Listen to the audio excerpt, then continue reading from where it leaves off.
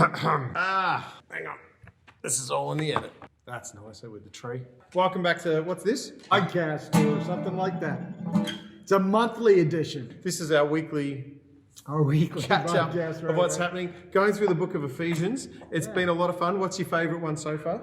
Oh, wow, that's tough. Is that like picking a favourite child? I really liked Me and Myself, the battle within The battle us. within? So, Yeah. I liked last week's as well, Me and My Family, talking about fathers and children. And of course, you can't not like the 3 weeks we spent on Me and God. You have to like that. You gotta like to. That's the rules. You have to like that. And then, of course, Me and God's people, the church family. So yeah, probably Me and Myself so far. Maybe that speaks to me. The one last week talking about fathers and stuff. Thought you did a great job. Thanks, Mike. It's fantastic hearing from you about your, because you put a bit of you in there, a bit of your experience, and got permission from the kids to share the stories. Yeah, which is rare Always for get pastors to do. permission Rare for from the pastors kids. to do. Yeah. It's really good. Yeah, usually we don't, but we ask forgiveness instead of permission. But I do appreciate the way people really hone into the spiritual content of donuts at the end. I'm not sure, but I have a feeling it wasn't just dads eating those donuts from the donut wall. Well, they were holy. Through the It was a dad joke. Hey! Dad joke. Thanks to Simon and Beck for setting up the video they made of the kids and everything. That doing the was dad jokes. fantastic. A It lot of left fun. me speechless in the morning. I couldn't follow it. So this week, we're sitting under this sign. This is not about... No.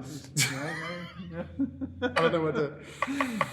Actually, this is our guessing wall. So if you come on Sunday to the venue, rather than watching on the podcast or the vodcast, you can guess who's who on this wall. But first of all, Stan, I thought we might start by revealing ours. All right, this is All right. Stan and Deanna. There we go. Stan and Deanna. Look at that. Look at that. I love it. I hit the jackpot, won the lottery, whatever you want to call it. Did Liberace play at your wedding? That is so good. Did you buy the suit or did you hire the suit? Oh, hired the suit. Okay, all right. Hey, Okay, yeah. there you go. There we are. There's Jody. Can I get me off? There we go. Yeah, that looks better. I think that looks much better. Yeah, She hasn't changed a bit. Look at her. What a spunk. Look at all that hair. You know? And I think your hair was so heavy, it just kind of fell off. Fell now, off. Right? It's all on my back now. Hey, it was right there for better or worse, with hair or without hair. You got the better side. But marriage is continually, the hardest representation of, or the strongest connected relationship that we have in our culture. Yeah, certainly. It's got to be the most complicated, the most difficult. And again, I've been saying all series that relationships can be our greatest source of joy and our deepest source of pain. And marriage certainly defines both ends of that spectrum. But what would be signs of a good marriage, do you think? Really, there's three things: communication, conflict resolution, and finances. Okay. If you can do those three things well together in your marriage, then most likely your marriage is going to thrive. I had down that it was that you ever heard the statement falling in love is easy, staying in love is hard. But I think the thing that I pick up on right at the end of Ephesians chapter 5 is verse 32, where it says, "This is a profound mystery." Because he compares obviously marriage to Christ and the church and the relationship there. And Christ and his church, I often think we all have issues with Christ's church. Very few of us have issues with Christ. No. In fact, most people have issues with the church, not with Jesus. And that really, that actually, I could talk about that for hours. It gets me fired up. It gets me frustrated, aggravated, and I realize I'm part of the problem. And but I hope our church is becoming not a part of that problem. But this side of heaven will never be there. It's one of those relationships that's so precious and so worthwhile working on. And lots of people feel like they've failed or have lost a marriage at times.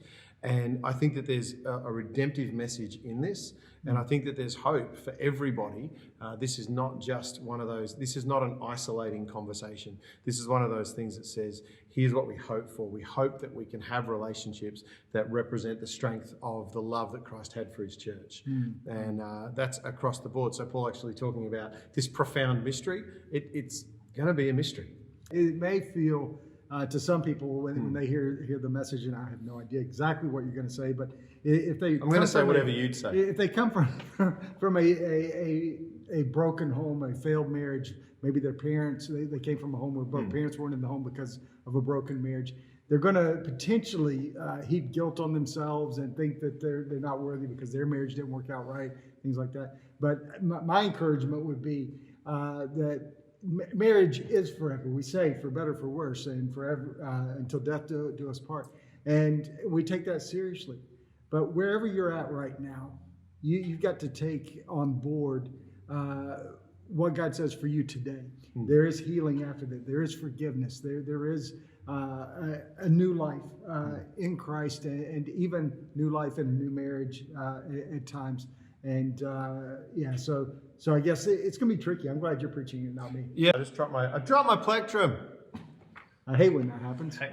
So why do you need a plectrum? Is that what you call it? Plectrum. Plectrum. Some people just call it a pick. It's probably easier. Yeah. No, so this is our guessing wall this week. You have to guess who's who. This is I know that's what I was going to do. This week is about the mystery, the profound mystery of Stan's suit. Yeah. I can't get Or of Justin's hair. No, Stan's suit. Okay, so just go over there for a second.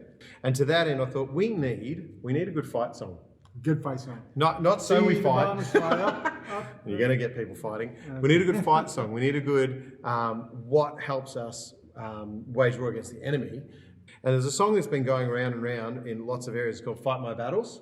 Okay. And I thought, probably a lot of married couples feel like they're fighting a few battles. Thought, let's give them a godly. So I thought, I've got a guitar here and a Suze.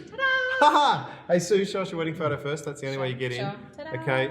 No, that's not close enough to laugh at. Oh, you guys are beautiful. There's nothing to laugh at there. They're still young enough. They still look like they're You wedding still look couple. like it's a That mono. was Go away. 10 years. Because of this.